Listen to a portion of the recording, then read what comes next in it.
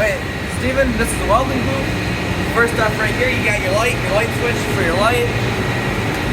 You got your curtain for keeping the arc flash when you're welding from blinding every other person in the shop, because that's not fun. Over here, you got your machines. You got your take and stick machine. You got your wire feed flux core machine.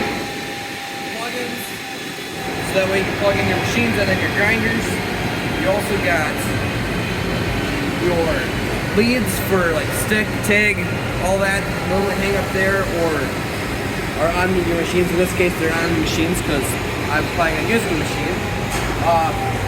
Your gas is in this corner, where you got each one is labeled for what gas. And you should know about what you're using for each welding process. If you don't, well then don't look to me, go ask Adam.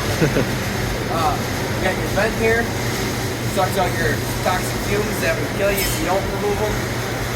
Then you got your welding station itself, which has a welding table, a bench to sit on for finding a comfortable position so you can lay a nice smooth weld that's not uncomfortable and awkward to lay. And then you got a clamp device for putting them up, doing overhead, out of position welds where you might need to hold them up in a different position. Shelf here for putting stuff. I find it easier just to throw it on the floor. It's a welding booth. Alright, this is the iron worker. Turn it on. You're gonna have to make sure the emergency stop is pulled back. Then you're gonna press start. Then you're gonna select one of your options here. We're gonna start with the shear.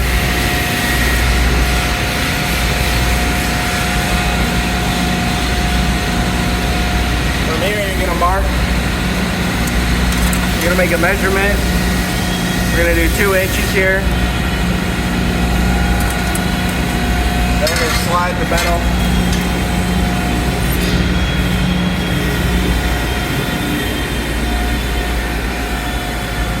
You're gonna kind of slide it in using the laser as a guide mark. And then you're gonna want to rotate this down to add some leverage. And then you're gonna use the foot pedal. Cinch down the blade and break the piece.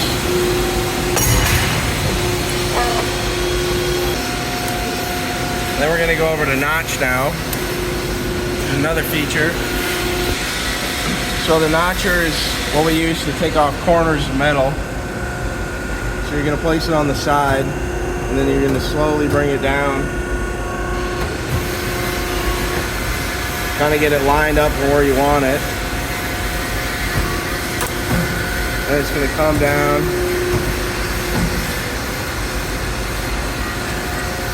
Sometimes it doesn't cut through all the way.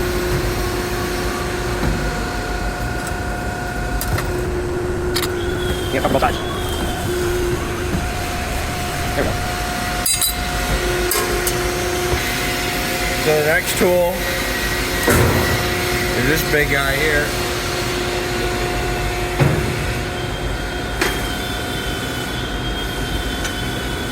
We're gonna, this bends pieces.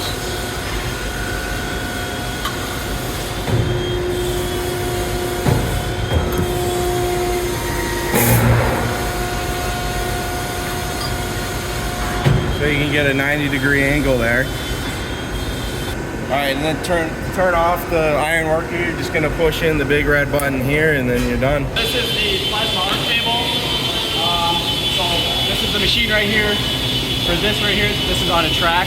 We do also have 2 other plasma arc machines just for freehand. And this is mainly what we use to cut pieces of metal or bevel plates out for a bend test. So right now it's set at 85 amps, which is good for a 3/8 plate.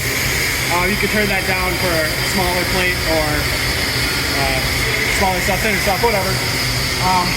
So I'll come here. This is how you change the speed on it. You move it.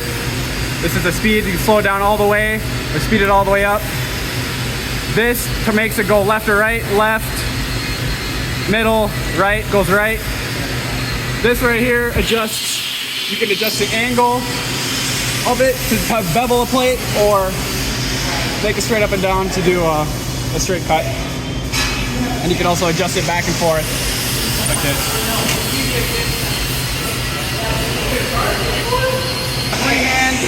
you have two machines here for the plasma art cutter. This is just for if somebody is using the track and you want to be quick and make a quick cut or something, make it real nice and snappy. Alright, so this is oxyacetylene. This is oxygen tank, this is the acetylene tank. This is mainly used for cutting with the cutting torch. Back here. This is a scarfing tip, so this is made for blowing metal off of metal, essentially.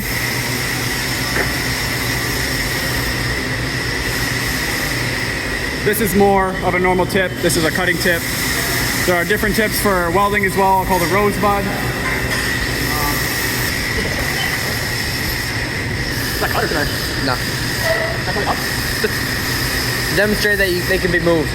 So you can wheel it around. It's really easily accessible. If you need to heat something up or cut something, you can bring it around, wheel it around any way you want. Here we have the bandsaw. It's basically just a giant blade that rolls around in a big circle to cut things. Yes. Here we have our on key, on button, emergency stop button.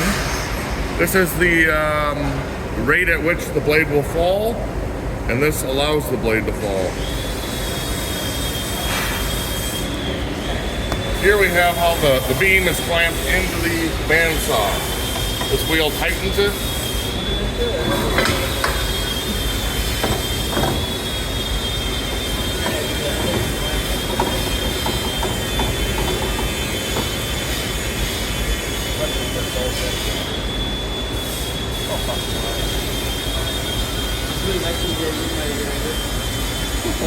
We got our piece clamped in. Now we're going to start cutting. We're going to turn it on.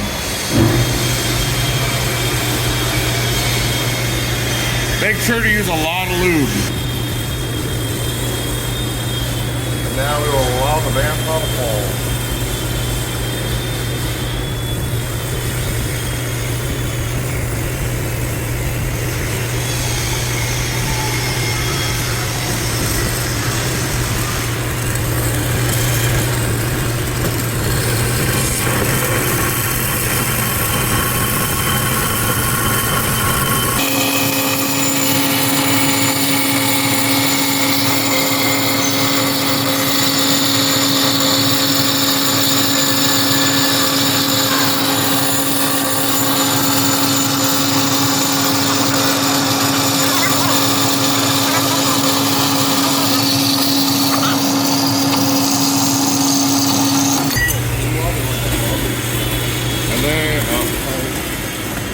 And that's the bandsaw. And this is the belt sander. You gotta flip this switch to turn it on.